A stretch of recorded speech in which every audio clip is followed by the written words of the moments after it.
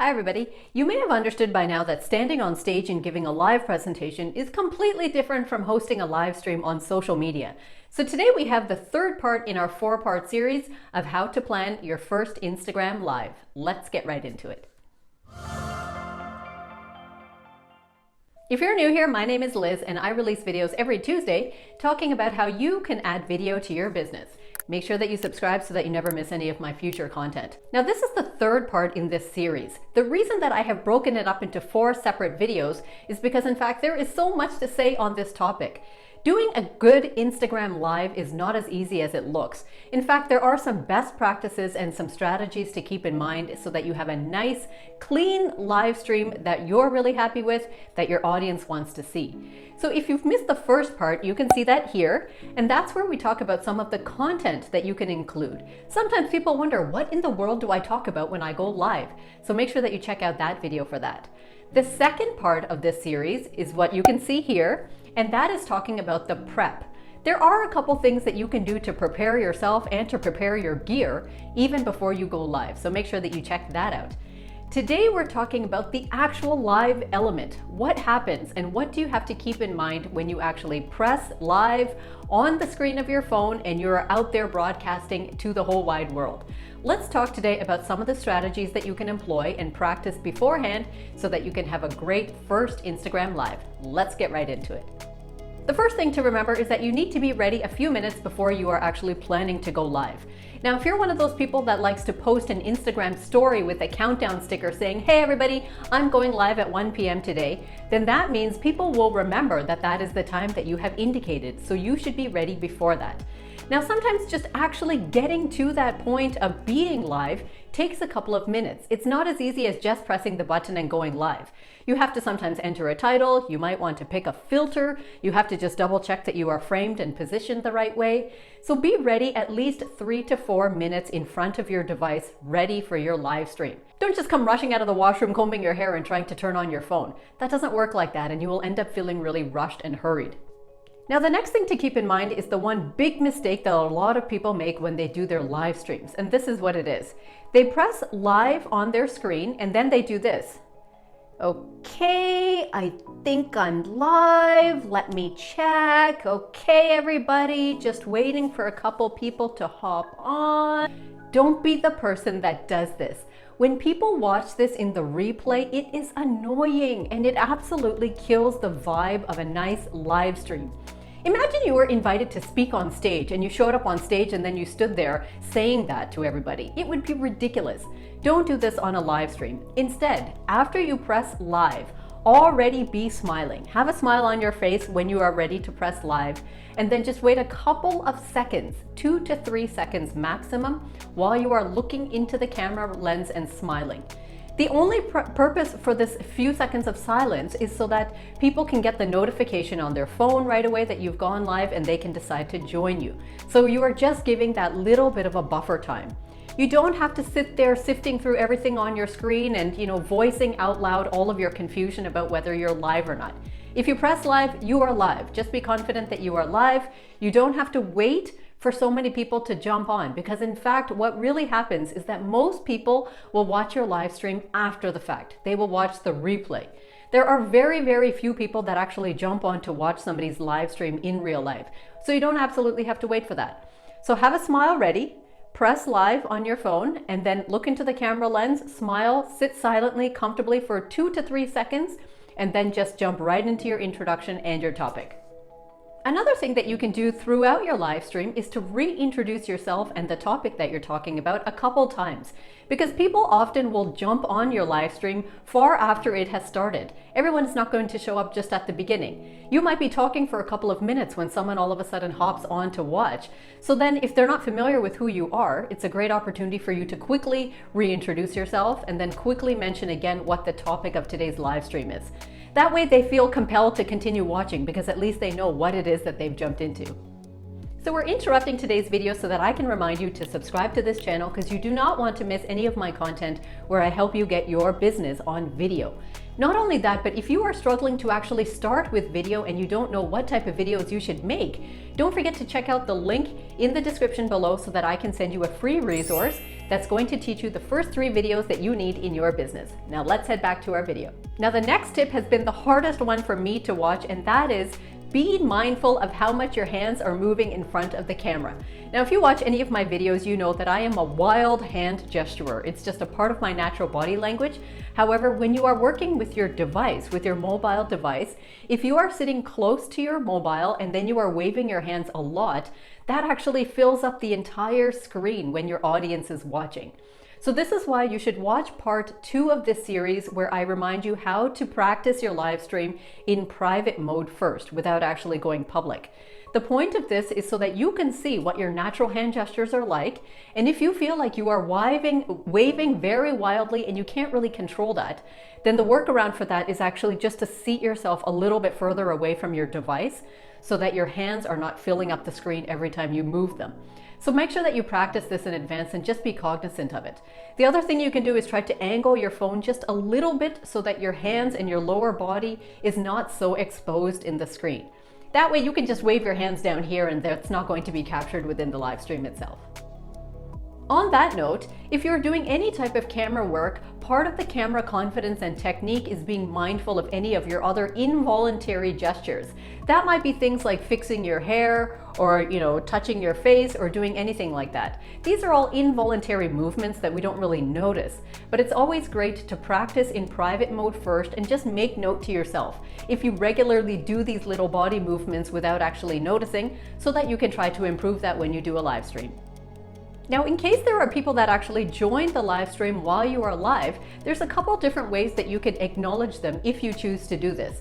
One way is that when their name pops up on your screen, like so-and-so has joined, you can send them a little wave, which is a little emoji button that is right next to their name when they've just joined your live stream. That will basically just send them a little wave emoji and let them know that you see their presence there and you're acknowledging them. That's just a cute way to acknowledge them, and no one else really knows that you're doing this.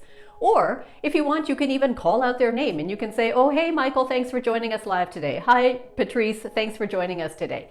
You can do that if you wish.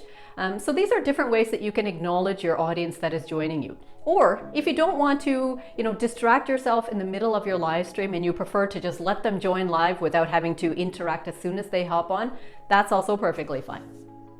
Now, the first couple times that you are going live, you may be surprised to see that you actually have chat messages there sometimes. So managing the chat messages is an important part of preparing for your live stream. Now, there's a couple different things that happen. When people join your live stream, they might drop in a quick note like, "Hi, so-and-so, great to be here," or "This is such a great topic," or something. They might just put in some words of encouragement. Now, the thing is, it's important for you not to get distracted by chat messages. However, it's always a wonderful thing if you notice them just so that you can acknowledge them. That's considered a best practice, and it actually does take some practice to get seamless at that. Sometimes what happens is that we might be reading some of the chat messages and then we want to address some of the comments that your guests have made, or if they've asked a question, which might end up causing us to go off topic from the train of thought that we were in. This happens regularly. So you just have to get into that flow of being able to talk about something, look down and check out the chat messages, possibly address that in a couple of seconds, and then returning to your train of thought without ending up off tangent. Another thing that you can do is you can complete your train of thought, then indicate to your audience that you're just going to have a quick look at the chat messages while you just scroll, and then just acknowledge anything there. That's another thing that you can do. But one really important thing for you to note about chat messages during your live stream is that those messages don't get saved if you upload that live stream later.